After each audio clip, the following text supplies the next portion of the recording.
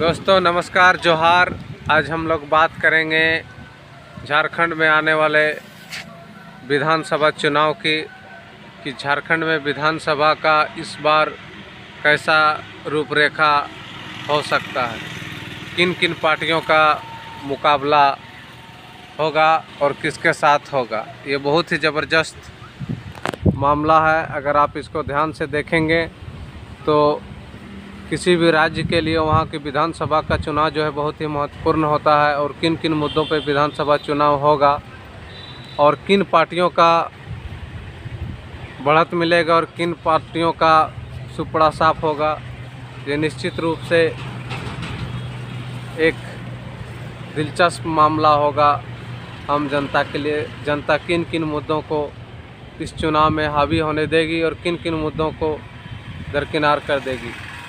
जैसा कि आप सभी जानते हैं कि अगर झारखंड में चुनाव की बात करें तो पिछले लोकसभा के अंदाज से अगर हम लोग लगाएं तो झारखंड में त्रिकोणीय स्थिति उत्पन्न हो सकती है। जैसा कि आप सभी जानते हैं कि इंडिया गठबंधन एक साइड रहेंगे और जो है इंडिया गठबंधन एक साइड, और एक नवोदित पार्टी जो है नवोदित पार्टी JLKM जो है एक स्वयं लड़ने का विचार बनाया है।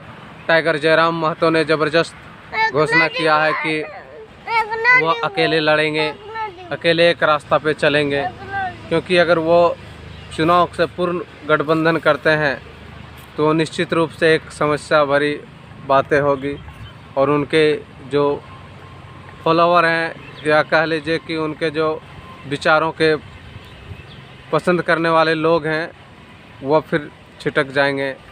इसलिए ये ज़रूरी हो जाता है कि उनको अकेले चुनाव लड़ना, और साथ ही साथ चुनाव लड़ने के साथ ही ये बहुत ही ज़रूरी बात हो जाती है कि यदि वो अधिक से अधिक सीटें लाके और दिल्ली के केजरीवाल के तर्ज पर अगर झारखंड में सरकार बना पाते हैं तो ये तो एक झारखंडी जनता के लिए चमत्कार होगा।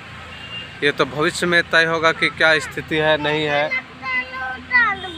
तो इसके बारे में हम लोग विशेष बात करेंगे कि क्या स्थिति है, तो उसके बारे में हम लोग थोड़ी सी बात करते हैं कि आइए देखते हैं कि इसमें हम लोग अगर बात करें,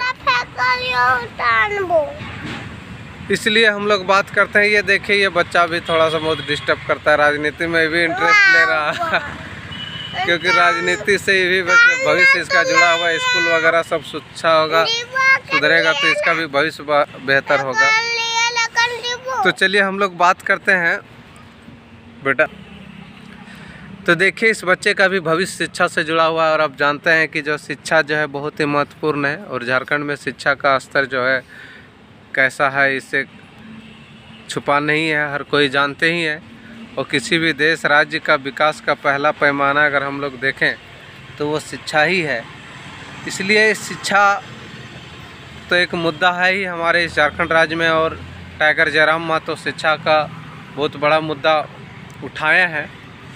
पहले तो हालांकि शिक्षा मुद्दा नहीं होती थी, लेकिन पूरी दिल्ली सरकार जो है शिक्षा के मुद्दा पे ही जो है 2 टर्म अपना शासन प्राप्त कर लिया। इसलिए आज के डेट में शिक्षा एक बहुत बड़ी मुद्दा है। साथ ही साथ अभी आप देख रहे हैं कि हर एग्ज़ाम में पेपर लीक का मामला होता है।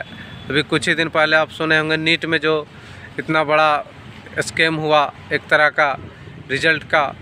ये कहीं ना कहीं शिक्षा विभाग को एक कटघरे में खड़ा करने की बातें हैं। तो इन सब बिंदुओं को अगर आप नोटिस करेंगे तो आपको लगेगा कि अब किसी भी राज्य या देश का इलेक्शन हो, उसमें जो है शिक्षा एक बहुत बड़ा मुद्दा उभर के आया है और कोई भी पार्टियां अब इससे इनकार नहीं कर सकती है। अगर वो इसको इनकार करती है तो निश्चित रूप से उसको बड़ा मुकाबला करना पड़ेगा जनता के विचारों से। इसलिए ये ज़रूरी है कि उनको एक अच्छा सामना करना पड़ेगा। तो जैसा कि हमने अभी आपको पहले ही कहा कि झारखंड का विधानसभा चुनाव में इस बार जो है आपका 3 पार्टियों का त्रिकोणीय मुकाबला होने का संभावना है। एक JLKM, एक इंडिया गठबंधन होकर NDA।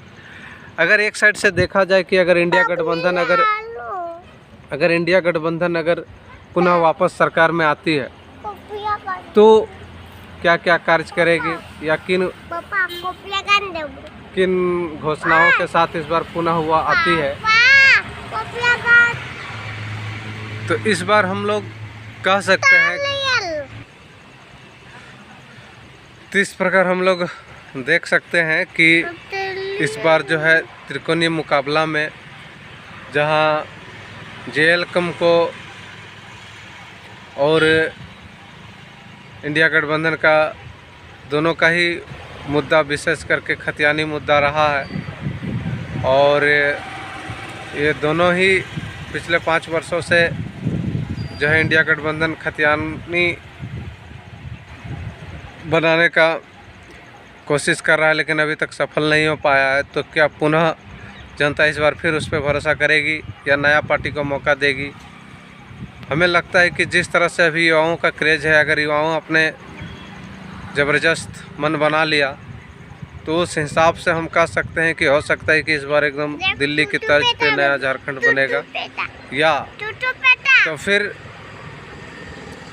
इंडिया गठबंधन को भी फ़ायदा मिल सकता है। लेकिन अगर हम लोग गिरिडीह का सीट के कंसेप्ट में अगर हम चलें कि ये दोनों खतियानी और जो है झारखंडियत की बात को लेके आगे बढ़ती है, तो बीच में जो है बीजेपी को ज़बरदस्त इसका फ़ायदा मिल जाएगा, जो कि गिरिडीह लोकसभा चुनाव में जैसे देखने को मिला कि दोनों के मुद्दा विशेष करके एक ही था, खतियानी और झारखंडियत। ये दोनों आपस में लड़ गए और बीच में तीसरा फ़ायदा उठा लिया।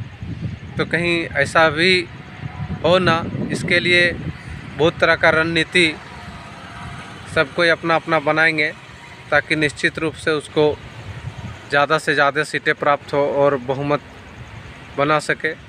अगर बहुमत में आते हैं तो अच्छी है, नहीं तो फिर वही बात हो गया, गठबंधन की सरकार बनेगी। तो आइए देखते हैं कि भविष्य में क्या होगा।